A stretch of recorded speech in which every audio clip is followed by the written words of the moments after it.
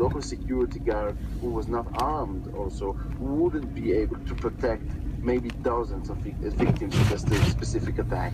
It could be maybe 50 lives. And so that's why it seems to be falling apart all the time. But people pretend that these beginnings do not matter. Though we all agree. I hear stupid statements like the sovereignty of this nation is not. Emoji quiz, and we put together a few questions with a series of emojis in each one, which is aimed at summing up one of the big news stories that week. It can be tricky, but it's a lot of fun to play, so give it a go. Well, now I'm going to do something very risky and suggest people... My visa in my passport. I don't want to add any extra. Well, we have to be realistic. I don't believe in a war to force people to stay together. It's one of the most inhumane, quote-unquote, attachments.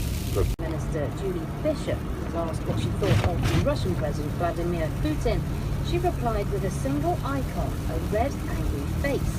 BuzzFeed says it's the world's first ever political interview through the medium of emoji, which is the faces or icons that are originated in Japan but are now sent everywhere between smartphone users all over the world.